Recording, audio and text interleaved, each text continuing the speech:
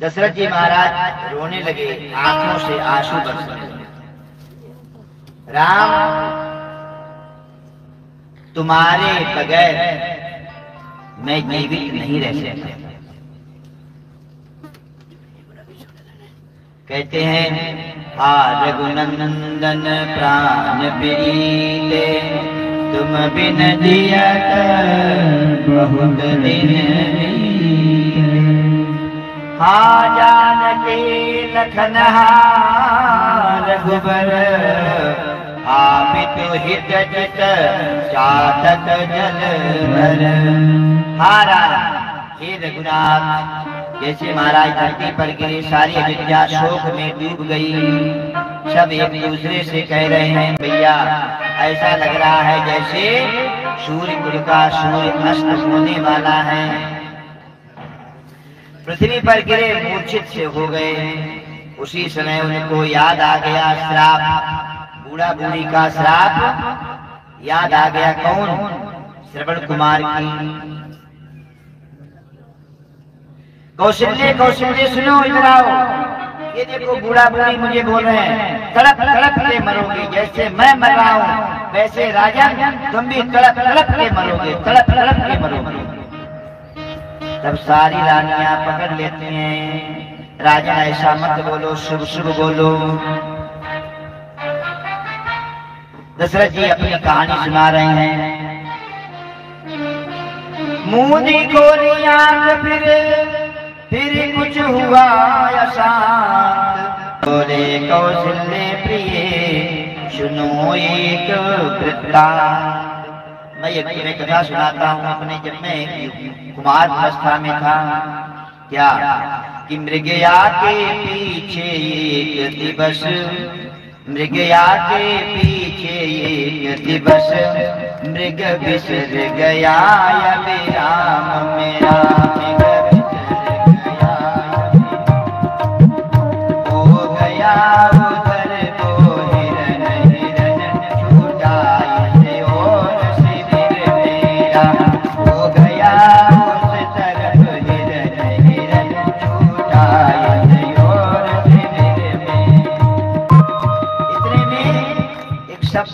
आवाज हुई, कैसे?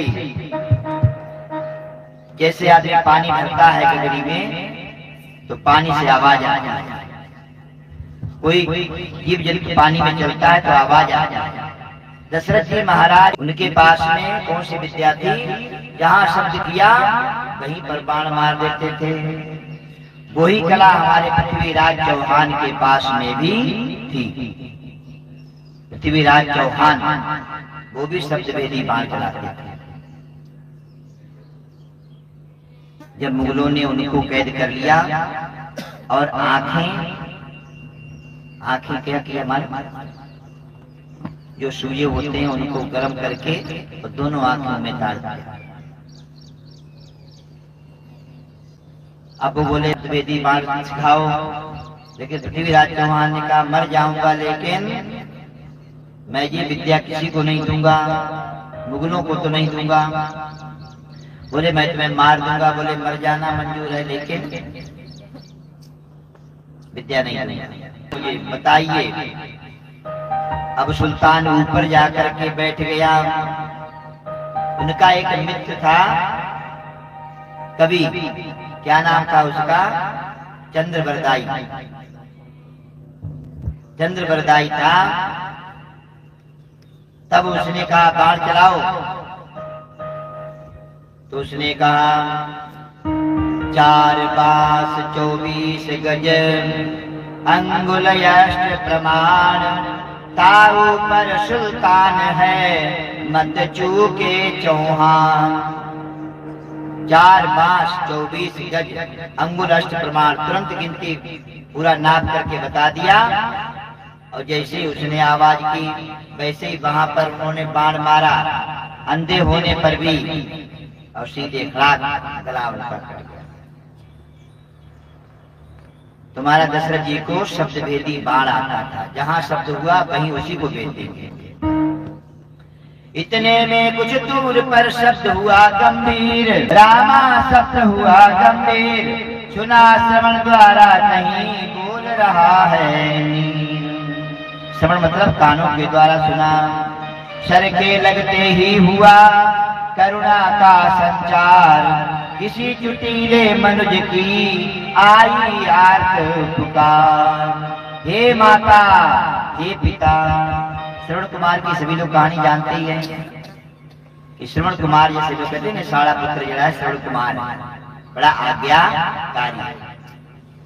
श्रवण कुमार के माता पिता अंधे थे तो बैंगी बना करके, जैसे लोग पानी लाते थे ना पहले, एक पीपा आगे एक पीपा पीछे, और बांस या कोई लकड़ी कंधे पर रखते थे, उसको उठा करके लाते थे। ऐसे श्रवण कुमार ने बैंगी, इसको आज कामड़ बोलते हैं, जैसे शिवजी भगवान को जल चढ़ाने कामड़िया जाते हैं, इसी प्रकार से श्रवण कुमार ने अपने माता पिता को कामड़ बैठा करके तीर्थों की यात्रा कराने। क्या बोल रहे श्रवण कुमार? हाँ माता पिता पिता माता या बारंबार कह रहा है, बार बार वो हाँ माता हाँ पिता कह रहे हैं। तब तक दशरथ जी महाराज गए, बोले मैं दशरथ, मेरे द्वारा ही तुम्हारी ये दशा हुई है।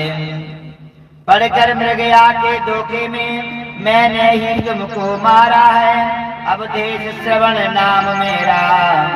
महाराज आपका नाम अवधेश है, तो महाराज अवधेश सुनिए, मैं श्रवण हूँ। मेरे माता पिता अंधे हैं, मैं उनका एकमात्र सहारा हूँ। माँ बाप व्रत हैं अंधे हैं, उनका ही एक सहारा हूँ। इस लोटे में पानी भर कर ले जाकर उन्हें पिला देना, होगी आकर पायंतिम प्यासों की प्यास बुझा देना।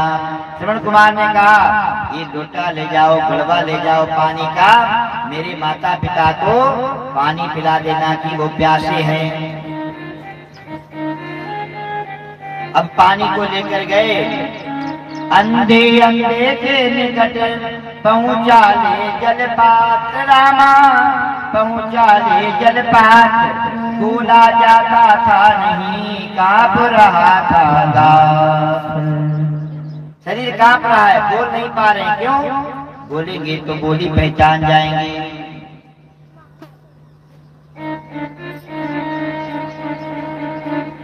अब दशरथ जी कहते कि झूठ बोलूं कि सच बोलूं, क्या बोलूं, क्या कहूं?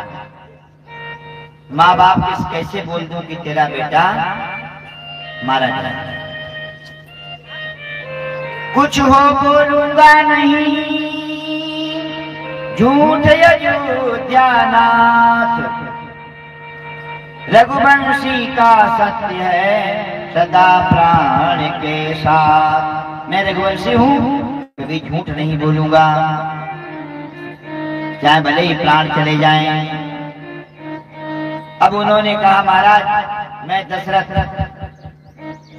अयोध्या जी का राजा मृग के पीछे भागा तो मृग कहीं अलक्षित हो गया। मैंने सोचा कि सरजू जी को पार कर रहा है और आपका बेटा पानी लेने गया था, तो जैसे घड़घड़ की आवाज आई तैसे मैंने बाण मार दिया, तुम्हारे बेटे का काल हो गया।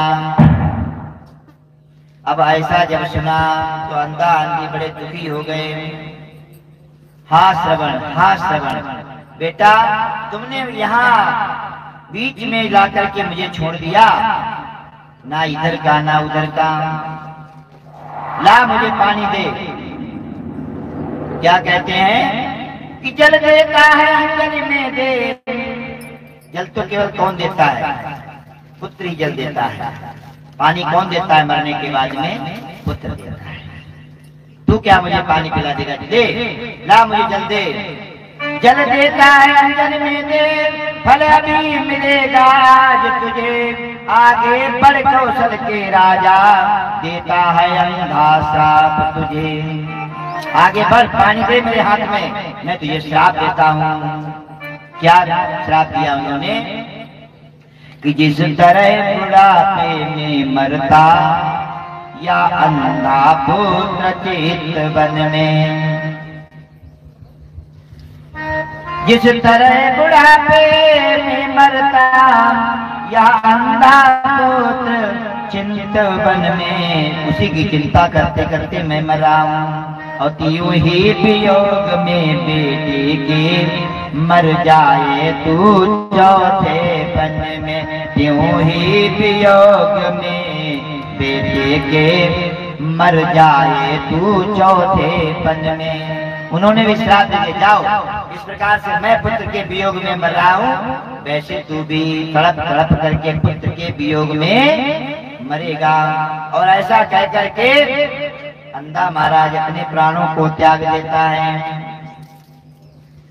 जब देखा पति नहीं है, मेरा पुत्र भी चला गया, मेरा पति भी चला गया, तो अंधी भी कहती अब मैं जी करके क्या करूंगी। अब तुझे 3 हत्याओं का दोष लगेगा, सुन, ला मुझे पानी दे, मैं भी तुझे श्राप देती हूँ। अंधी भी श्राप देती है दशरथ जी के लिए। कानों को खोल अयोध्यापति, सुन ले विलाप अब अंधी का, अभिशाप सुन चुका अंधे का, कर ग्रहण शाप अब अंधी का। पति का सब कर्म विहीन पड़ा, बड़ा विचित्र श्राप दिया कि पति का सब कर्म विहीन पड़ा, हो नरपति हाल यही तेरा, तेरी भी मिट्टी पड़ी रहे जब आए अंत समय तेरा। इस प्रकार से हमारे पति पड़े हुए हैं, संस्कार करने वाला कोई नहीं है। उसी प्रकार से तेरे 4 पुत्र होते हुए तेरी अंत समय में एक भी पुत्र साथ में नहीं होगा, तेरी मिट्टी की दुर्दशा हो जाएगी, कोई संस्कार करने वाला नहीं होगा। ऐसा कह करके उन्होंने श्राप दिया। श्राप कभी खाली नहीं जा सकता। अंधा अंधी का बड़ी बिलखते हैं, राम राम पुकारते हैं। 6 दिन हो गए आज राम जी को गए हुए। दशरथ जी ने 6 बार भगवान को पुकारा। राम राम कही, राम कही, राम राम कही राम, तनु परिहरि रघुबर बिरह, राहु गयो सुरधाम। 6 बार राम राम राम राम का उच्चारण किया और राम जी के वियोग में उन्होंने अपने प्राणों को त्याग दिया।